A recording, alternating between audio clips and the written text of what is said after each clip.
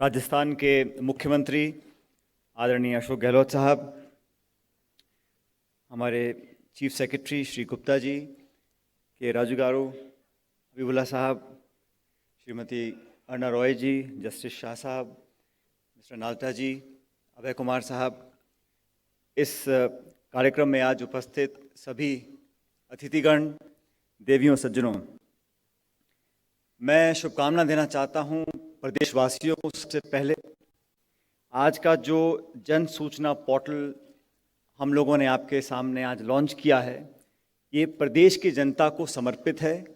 एक बहुत अहम, बहुत महत्वपूर्ण हमने कदम उठाया है। एक बटन दबाने से या एक पोर्टल को लॉन्च करने से कितने दूरगामी परिणाम और परिवर्तन हमारे जीवन में आएंगे, इसकी परिकल्पना हम अभी नहीं कर सकते हैं। लेकिन ये बात सच है कि इस प्रकार के क्रांतिकारी कदम उठाने के लिए 3 बातें बहुत आवश्यक हैं। पहली, स्वाभाविक रूप से वो टेक्नोलॉजी हमारे पास होनी चाहिए। दूसरा, एक लेजिस्लेटिव या कानूनी ढांचा हमारे पास होना चाहिए। और तीसरा, सबसे महत्वपूर्ण, एक इच्छा शक्ति होनी चाहिए। और मुझे खुशी है कि राजस्थान देश में पहला राज्य है जहां 1 दर्जन विभागों की सभी सूचना जनता के सामने है।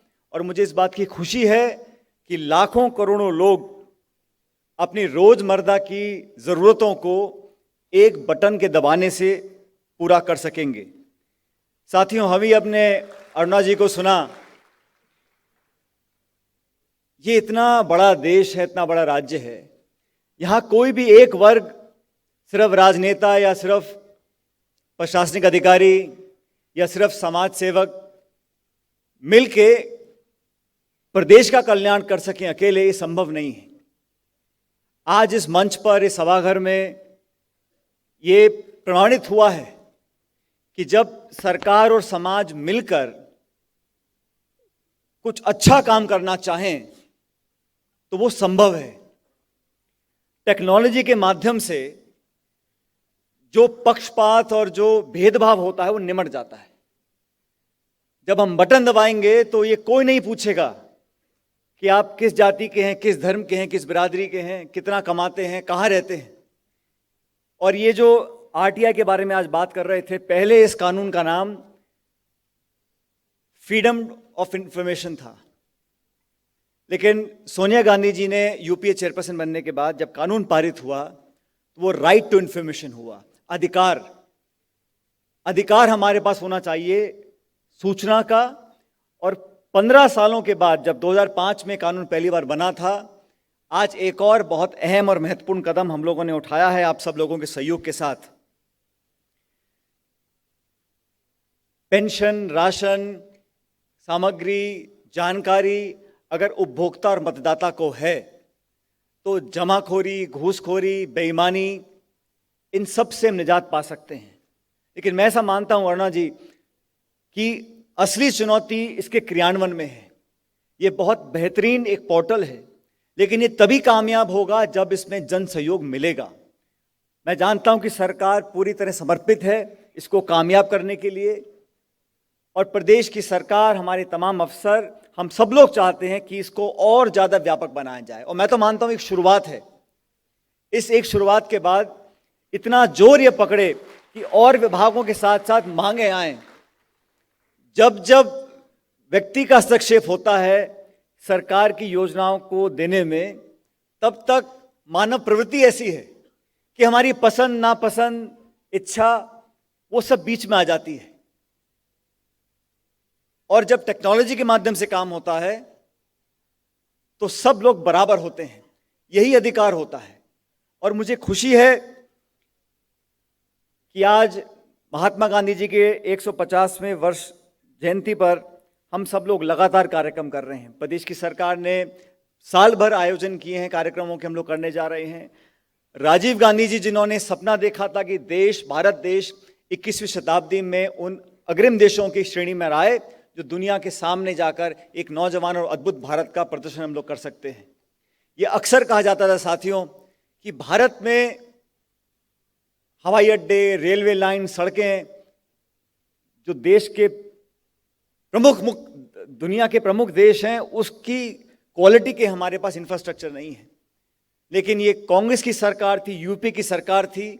अब श्रेय कोई भी लेना चाहे, लेकिन 2004 में हम लोगों ने संकल्प लिया था कि हमारा जो ट्रेडिशनल इंफ्रास्ट्रक्चर है, सड़कें, पोर्ट्स, एयरपोर्ट्स, रेलवे लाइन, हो सकता है वो पुराने ज़माने के हों, हम धीरे धीरे बदलाव करेंगे, लेकिन टेक्नोलॉजी का जो इंफ्रास्ट्रक्चर है वो 21वीं सेंचुरी का हो। ऑप्टिकल फाइबर गांव गांव तक पहुंचे, ब्रॉडबैंड गांव गांव तक पहुंचे, और आखिरी छोर पर जाकर वाईफाई हम लोग अपनी 2.5 लाख पंचायतें जो पूरे देश में उनको दें। ये मनमोहन सिंह जी और सोनिया गांधी जी की सरकार में काम चालू हुआ था।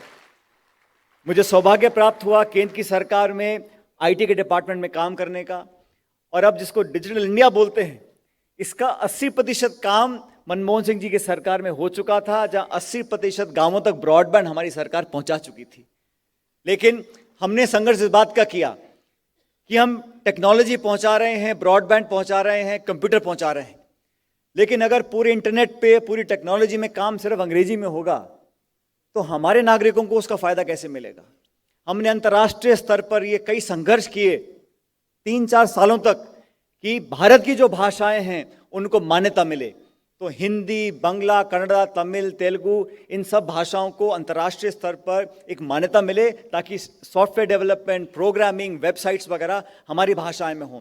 छोटे छोटे देश, ताइवान, मलेशिया, इन सब भाषाओं को मान्यता मिल चुकी थी। लेकिन आज जो हिंदी का हम प्रचलन देख रहे हैं, ये इसलिए हो पाया कि कई साल पहले हम लोगों ने कहा कि दुनिया को पता होना चाहिए कि 130 करोड़ लोग इस देश में रहते हैं, और भारत की जो 27-25 भाषाएं हैं उनको मान्यता मिले। और जब तक सरल भाषा में, आसान तरीके से किसी भी पोर्टल में हम लोग अगर जानकारी लेना चाहें और वो जटिल हो जाए, मुश्किल हो जाए, तो लोग उसको ज़्यादा इस्तेमाल नहीं करते हैं। इसलिए हमारी कोशिश रहेगी, इसलिए मैं सबका सहयोग भी चाहता हूं कि इस पोर्टल का ज़्यादा से ज़्यादा इस्तेमाल हो, सरल तरीके से हो, और कहीं भी अगर कमियां आएँ, जैसा भी बोल रहे थे, अरुणा जी ने इस बात का जिक्र किया, शुरुआत में हो सकता है कुछ कमियां आएँ, लेकिन सरकार की नीयत और सरकार की नीति बिल्कुल स्पष्ट है। कमियां भी अगर होंगी उसको हम सुधारेंगे, लेकिन जन सहयोग के साथ, सिविल सोसाइटी के साथ हम लोग मिलकर आने वाले समय में इस प्रकार की सूचना को जनता तक पहुंचाएं, ताकि जन सूचना पोर्टल एक बहुत अद्भुत उदाहरण सबके सामने उभर कर आए। मैं अंत में धन्यवाद देना चाहता हूं उन सभी लोगों का, अरुणा जी की टीम का, निखिल डे जी का, इन सब ने सहयोग किया। और साथियों, आप सब जानते हो, सरकार बदली है तभी सोच बदली है।